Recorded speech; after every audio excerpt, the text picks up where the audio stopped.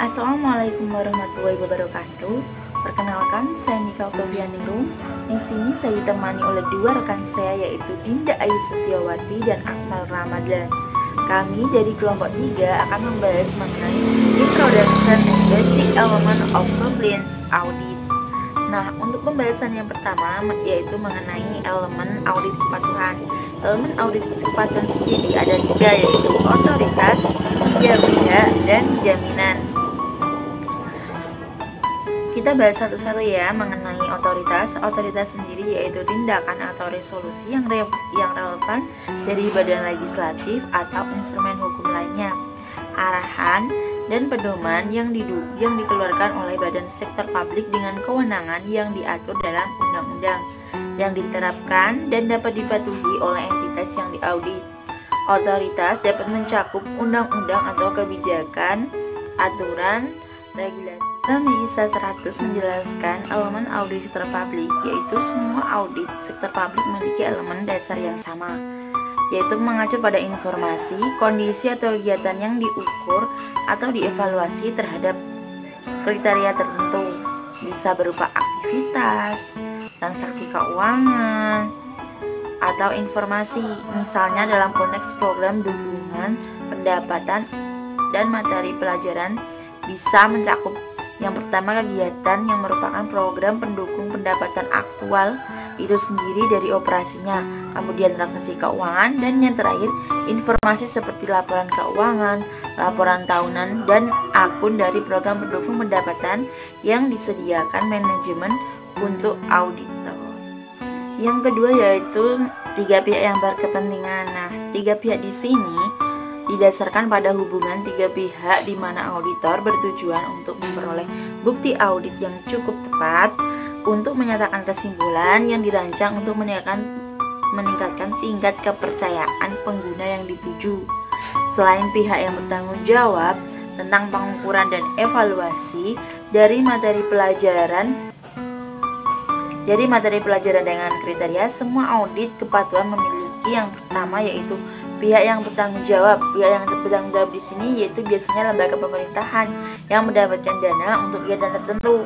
Nah, dari dana yang dari kegiatan tertentu ini, pengguna selanjutnya ada pengguna yang dituju. Nah, pengguna yang dituju di sini bertugas untuk mengalokasikan dana lembaga pemerintah dan mengharapkan dana yang digunakan sesuai otoritas terkait dan pertimbangan kepatuhan yang sesuai.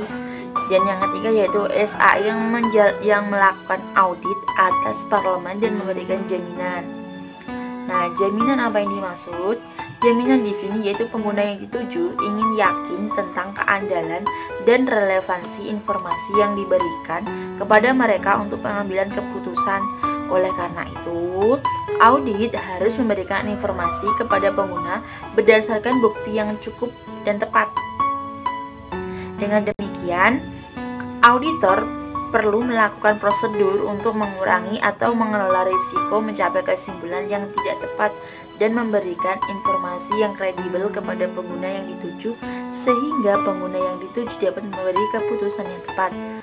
Jika tidak, hal tersebut dapat menyesatkan pengguna yang dituju sehingga membuat keputusan yang tidak berharga. Misalnya, parlemen yang dituju memberikan kewenangan kepada pemerintah untuk menyimpulkan dan menggunakan pajak dengan tujuan menyediakan layanan dasar. Parlemen ingin mengetahui bahwa pihak yang bertanggung jawab atau yang dituju yaitu masing-masing instansi telah menggunakan dana yang dialokasikan untuknya sesuai dengan kewenangan yang berlaku, yaitu undang-undang dan peraturan.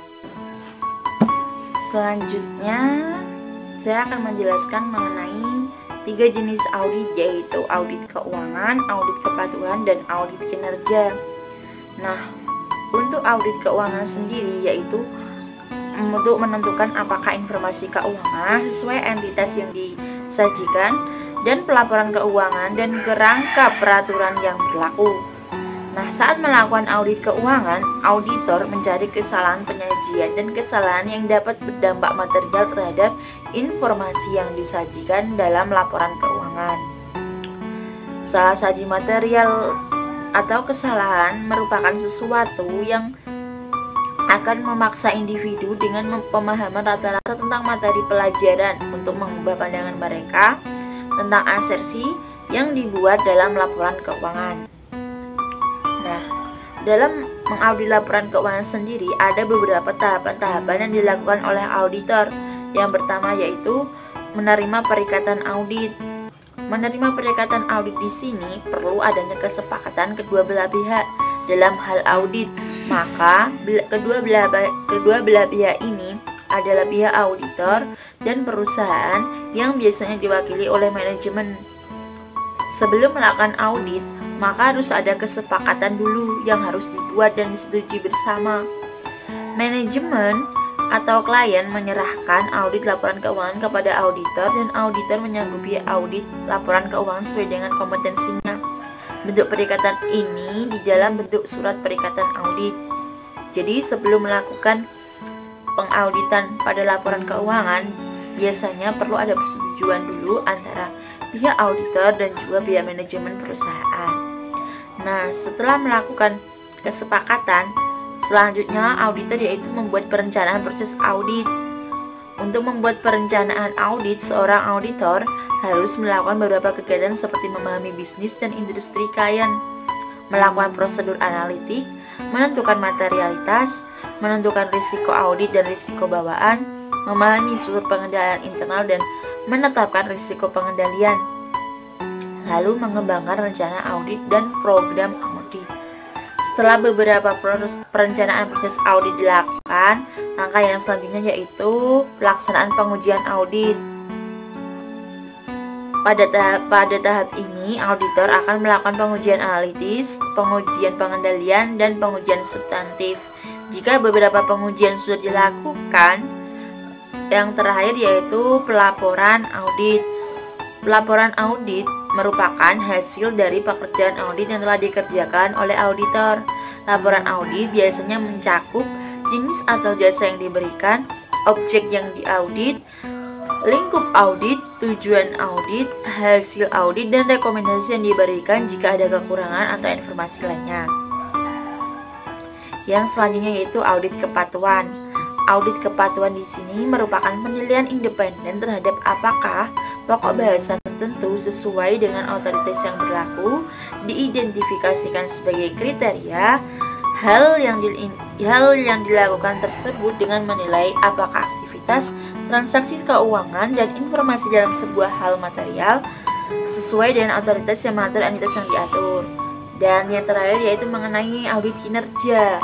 Audit kinerja sendiri merupakan pemeriksaan independen, objektif, dan andal tentang apakah usaha, sistem, operasi, program, kegiatan, atau organisasi pemerintah beroperasi sesuai dengan prinsip ekonomi, efisiensi, dan efektivitas, dan apakah ada ruang untuk melakukan perbaikan. Nah, auditor biasanya meninjau materi pelajaran apapun dan perspektif ekonomi, efisiensi.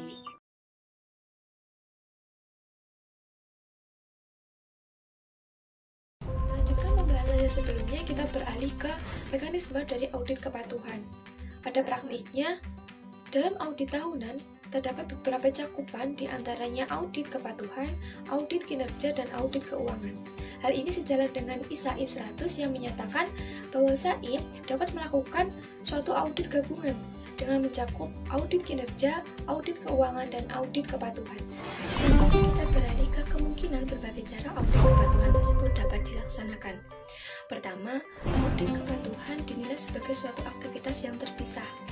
Dalam hal ini, audit kepatuhan berdiri sendiri dan tidak digabungkan dengan audit kinerja ataupun audit keuangan. ISAI atau peraturan yang mengaturnya pun juga dilaksanakan secara terpisah. Dan yang kedua, audit kepatuhan dalam penggabungan dengan jenis yang berbeda. Dalam hal ini, audit kepatuhan digabungkan dengan salah satu audit, baik audit kinerja ataupun audit keuangan, di mana dengan penerapan SAI atau peraturannya ditetapkan berdasarkan pendekatan yang berbeda pula. Dan yang ketiga, audit kepatuhan yang dikombinasikan dengan audit kinerja. Dalam hal ini, audit kepatuhan dianggap sebagai bagian dari audit kinerja. sebab kepatuhan dipandang sebagai suatu aspek yang dapat dinilai baik secara ekonomi, efektivitas, dan efisiensi. Dan yang keempat, audit kepatuhan dalam hubungannya dengan laporan keuangan. Hal ini terjadi sebab kepatuhan ataupun audit kepatuhan besar cakupannya dibanding dari audit keuangan. Segala peraturan dan peraturan perundang-undangan yang mengaturnya akan sangat relevan dan material jika dikaitkan langsung dengan laporan keuangan. Sebelum kita beralih ke pokok pembahasan selanjutnya, terlebih dahulu kita harus mengetahui garis besar perbedaan antara audit kepatuhan dan audit kinerja. Dalam audit kepatuhan, auditor harus benar-benar memahami apakah entitas yang telah diaudit sesuai dengan peraturan atau tidak. Di mana tugas utama dari auditor di sini adalah mencari contoh-contoh ataupun pelaksanaan ketidakpatuhan yang terjadi di entitas tersebut. Berbeda dengan audit kinerja, dalam audit kinerja, ketidakpatuhan dapat menjadi penyebab ataupun penjelasan dari audit kinerja yang terjadi. Berfokus pada bagaimana penyampaian hasil berdasarkan kriteria ekonomi, efektivitas, dan efisiensi. Dalam audit kinerja, terdapat konsep bahwa pengambilan ataupun penggunaan sumber daya yang digunakan harus menghasilkan suatu output yang lebih baik. Next, kita ke pembahasan selanjutnya mengenai peran ISAI dalam audit kepatuhan. Akan tetapi, sebelum itu kita harus mengetahui apa itu ISAI. ISAI merupakan suatu standar internasional lembaga audit tertinggi dalam dunia audit kepatuhan yang merupakan suatu konsep, pedoman, dan standar yang memberikan acuan untuk pelaksanaan SAI. Peran ISAI dalam pelaksanaan audit kepatuhan yang pertama, sebagai dasar pelaksanaan prinsip-prinsip yang fundamental. Dalam hal ini, semua referensi yang ada dibuat untuk prinsip-prinsip yang bersifat fundamental dan sepenuhnya dikembangkan untuk mematuhi peraturan yang relevan. Peran yang kedua adalah sebagai dasar dalam penetapan standar nasional yang konsisten. Dalam hal ini, ISAI memberikan kerangka acuan untuk SAI, dan SAI terus berkembang dan mengembangkan dari kerangka audit nasionalnya agar sesuai dengan ISAI dalam jangka panjang. Peran ISAI yang ketiga adalah sebagai dasar dalam mengambil pedoman audit kepatuhan sebagai standar otorisasi. Dalam hal ini, SAI dapat berpedoman pada ISAI yang memberikan acuan kerangka kerja audit, di mana akan memiliki berbagai pendekatan untuk mencapai prinsip-prinsip yang ada. Next, kita ke pembahasan selanjutnya mengenai prosedur audit kepatuhan. Tetapi sebelum masuk ke dalam proses atau prosedur dari audit kepatuhan, terdapat beberapa hal yang harus dicek terlebih dahulu oleh auditor. Pertama, mengenai standar ataupun kesepakatan yang harus disepakati dan terlaksana. Kedua, mengenai kelengkapan dari dokumen. Yang ketiga, mengenai konsep dan persyaratan efektif dan efisiensi. Dan yang keempat, mengenai kemampuan auditor tersebut dalam melaksanakan audit. Terdapat hal-hal pula yang perlu diperhatikan oleh auditor dalam melaksanakan audit kepatuhan, diantaranya mengenai kepastian dalam standar ataupun prosedur audit kepatuhan yang harus terlaksana, kemudian daftar pertanyaan yang harus disampaikan untuk menggali dari audit kepatuhan itu sendiri, dan yang ketiga harus mencocokkan mengenai temuan audit yang ada, dan yang paling penting auditor harus menjaga hubungan baik dengan yang teraudit. Selain itu juga terdapat beberapa hal yang perlu didokumentasikan selama audit kepatuhan, diantaranya contoh-contoh ketidakpatuhan terhadap prosedur, contoh-contoh ketidakpatuhan terhadap dokumentasi, dan aspek dari operasi yang cenderung mengarah pada ketidakpatuhan. Dalam menyatakan suatu temuan, auditor harus berpegang pada kaidah PLOR, di mana terdapat problem, location, objective, dan reference. Problem mengarah pada masalah yang menjadi temuan, location mengarah pada lokasi terjadinya permasalahan tersebut, objektif mengarah pada bukti temuan, dan reference mengarah pada dokumentasi yang mendasari. Sebelumnya kita telah membahas mengenai hal-hal apa saja yang perlu diperhatikan, hal-hal apa saja yang perlu didokumentasikan, dan kaidah apa yang harus digunakan. Selanjutnya, kita beralih ke dalam prosedur dari audit kepatuhan itu sendiri. Bagaimanakah langkah-langkah dari prosedur audit kepatuhan itu? Assalamualaikum warahmatullahi wabarakatuh. Di sini saya Atma Ramadhan akan menjelaskan tentang langkah-langkah prosedur audit kepatuhan. Yang pertama yaitu ada awal pertimbangan. Awal pertimbangan ini ada beberapa jenis, yaitu yang pertama tentukan ruang lingkup audit kepatuhan. Yang kedua, pertimbangkan prinsip dengan signifikasi etis atau misalnya independensi dan objektivitas. Yang ketiga yaitu pastikan prosedur kontrol kualitas di tempat. Ya, selanjutnya dari awal pertimbangan yaitu ada perencanaan audit. Perencanaan audit ini termasuk yaitu yang pertama menentukan elemen audit, mengidentifikasi materi pelajaran dan kriteria melalui identitas dan lingkungan. Yang ketiga, mengembangkan strategi dan rencana audit. Yang keempat, memahami pengendalian internal. Yang kelima, menetapkan materialitas untuk tujuan perencanaan dan menilai risiko. Yang keenam, merencanakan prosedur audit untuk memungkinkan jaminan yang wajar. Yang ketujuh, pertimbangan ketidakpatuhan yang mungkin mengindikasikan dugaan tindakan melanggar hukum. Ya, yang selanjutnya yaitu melaksanakan audit dan mengumpulkan bukti. Mengumpulkan bukti ini ada dua, yaitu kumpulkan bukti melalui berbagai cara, dan yang kedua terus perbarui perencanaan dan penilaian risiko. Selanjutnya ada mengevaluasi bukti dan menarik kesimpulan. Evaluasi apakah bukti ini diperoleh cukup dan tepat. Yang kedua, pertimbangan materialitas untuk tujuan pelaporan. Yang ketiga yaitu membuat kesimpulan. Yang terakhir langkah-langkahnya yaitu pelaporan. Pelaporan ini yaitu termasuk dalam menyiapkan laporan, menyiapkan sertakan rekomendasi dan tanggapan dari entitas yang sesuai, dan tindak lanjuti laporan sesuai seperlunya. Selanjutnya yaitu saya akan menjelaskan tentang prinsip audit kepatuhan. Dalam ISSAI 400 menjelaskan prinsip-prinsip audit kepatuhan. Prinsip-prinsip ini fundamental untuk melaksanakan audit kepatuhan. Karena sifat audit adalah berulang dan kumulatif, auditor harus mempertimbangkan prinsip-prinsip ini sebelum dimulainya audit dan juga pada lebih dari satu titik selama proses audit, yaitu perencanaan, pengumpulan, dan evaluasi bukti pelaporan. Elemen yang ada harus audit yaitu ada yang pertama prinsip-prinsipnya yaitu profesional dan skeptisisme. Pertimbangan profesional adalah penerapan pelatihan, pengetahuan, dan pengalaman yang relevan dalam konteks yang disediakan oleh standar audit, sehingga keputusan yang diinformasikan dapat dibuat tentang tindakan dan yang sesuai dengan kondisi audit. Inilah adalah cara auditor memandang konteks atau situasi yang berbeda dari sudut pandang atau perspektif yang berbeda berdasarkan pengalaman dan pengetahuan profesional.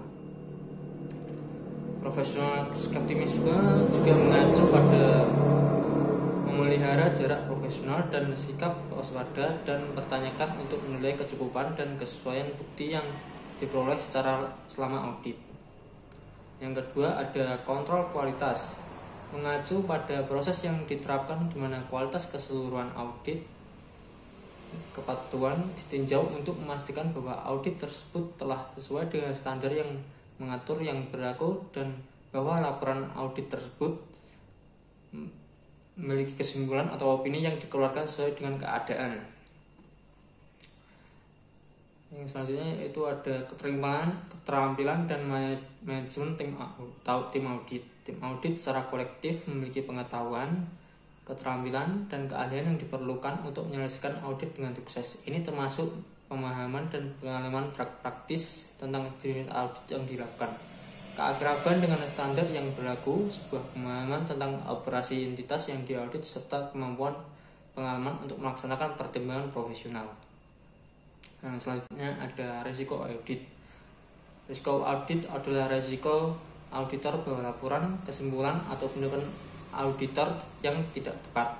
Audit kepatuhan harus dilakukan untuk mengurangi risiko audit ke tingkat yang rendah yang dapat diterima dalam situasi audit.